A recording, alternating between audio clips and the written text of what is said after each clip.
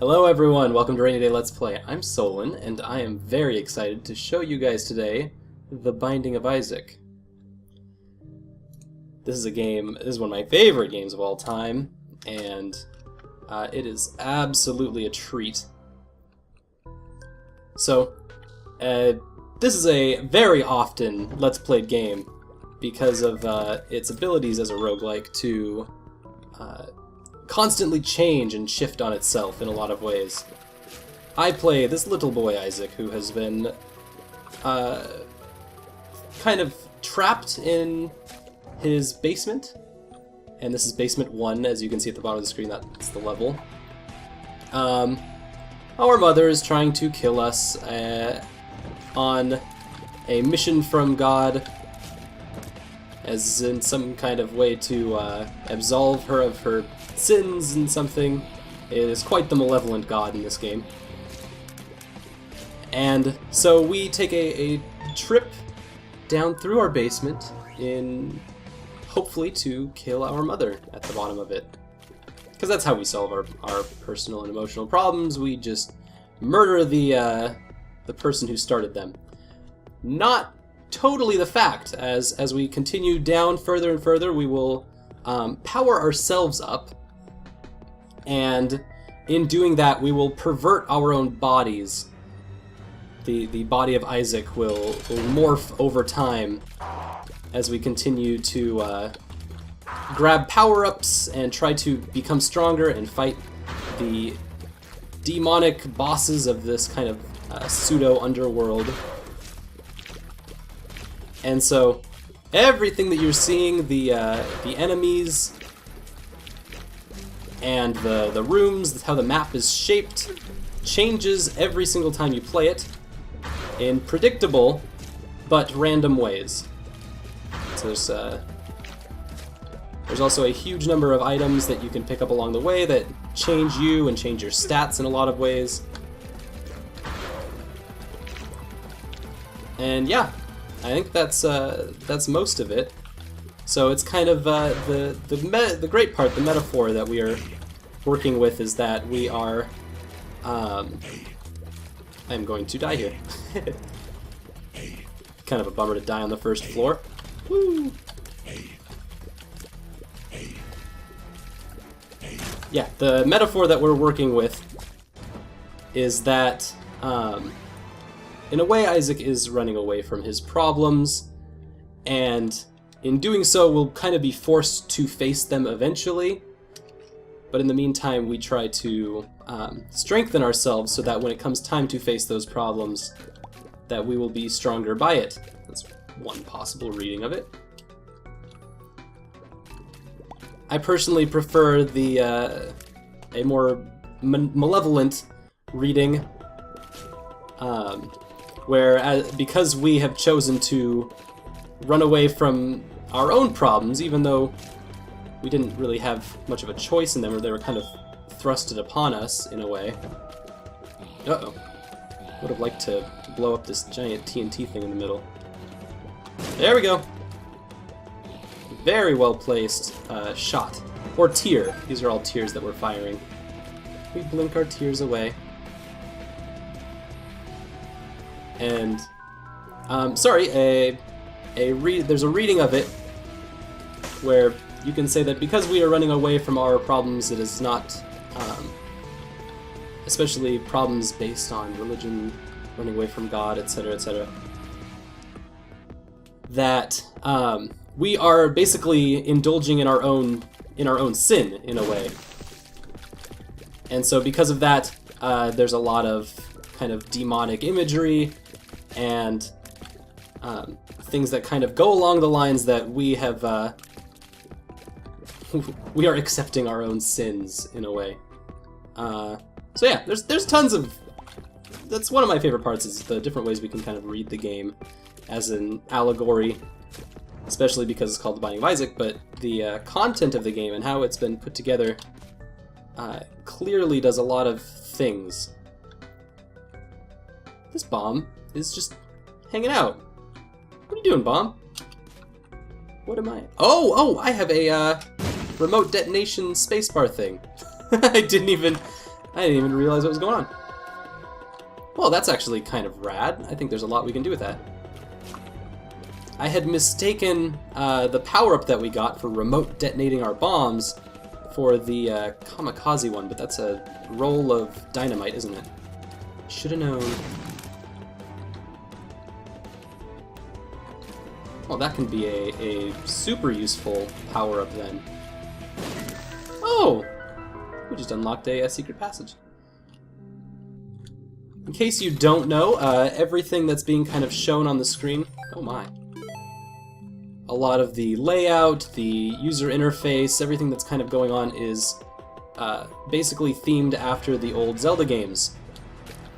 Like this being a mini-boss room in a square shape is very similar to classic Zelda games. The map that displays more and more the deeper that we go into the maze.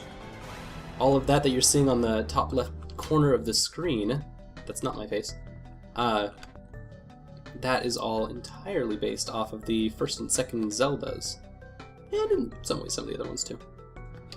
Oh, we have, if you look at the top, we have coins and bombs and keys. And so we can kind of walk into shops and purchase things with our purchase things with our coins, mostly pennies, and buy, enter into locked rooms with keys, and blow things up with bombs. Anyway, we're not, as far as items go, we haven't really picked up a whole lot of interesting things. Anarchist cookbook lets me throw bombs everywhere. I have become red. I'm not entirely sure what happened with that, but who needs skin? Duke of Flies is actually a very nice boss. Huh. Because he spits out flies, and as long as you have a way of dealing with flies very quickly, it can be very easy to take care of. Here's another one of those. Oh my god, I can't believe I missed that. I whiffed. It happens. There's little rocks that have a little bit of a tint on them. They're known as tinted rocks.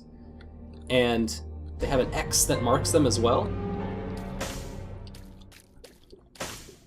And so those give you little items if you blow them up.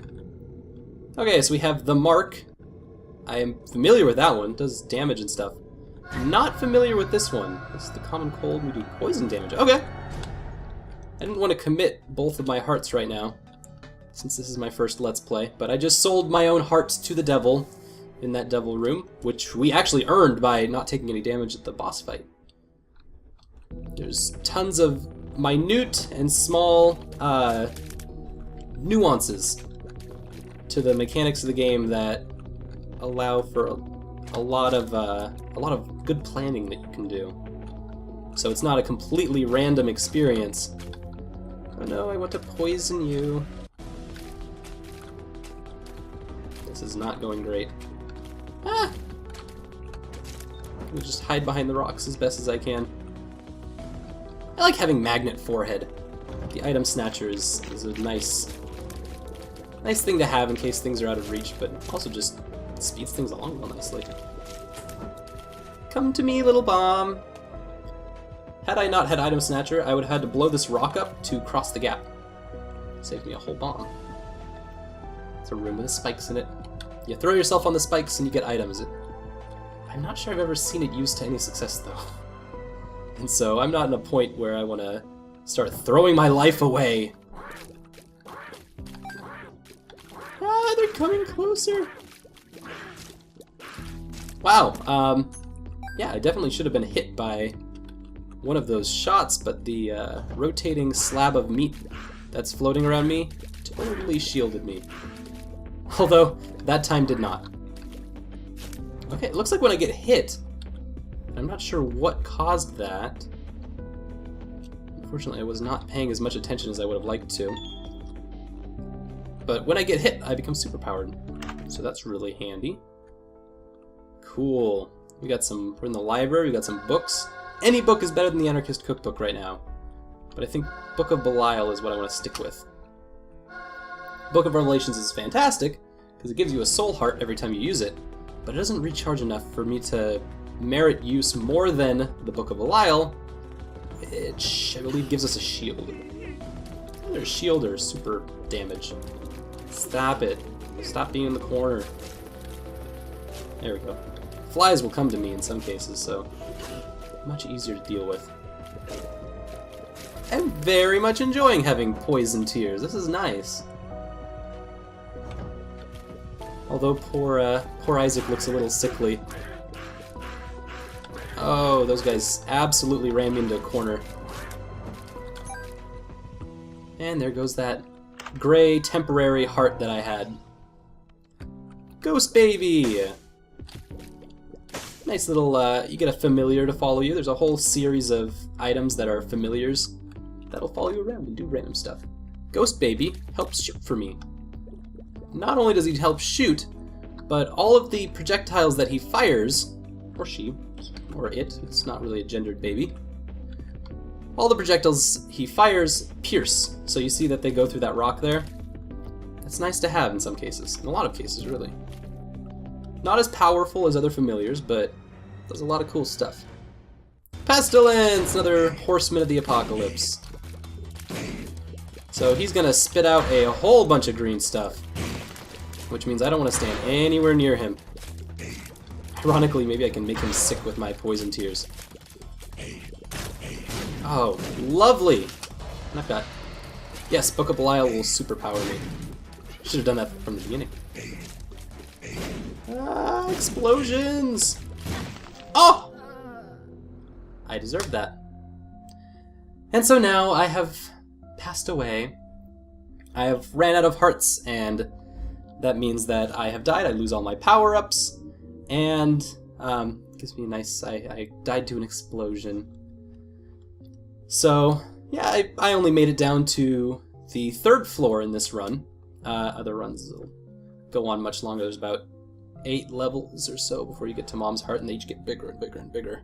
But yeah, I feel like this is a good introduction into the game. And so, other times as far as this Let's Play goes, the future of this Let's Play, there will definitely probably be times where I die within the first level, or first 2 levels, due to my own inconsequentiality, my own terribleness at this game. And in those cases, especially something like this, I would probably restart the game and continue playing, let you enjoy more Binding of Isaac. In this case, though, this will be a nice short episode. I like that we got a nice little taste of what we'll be doing with this Let's Play of the Binding of Isaac. So I thank you again so much for watching, and we will see you next time on the Binding of Isaac.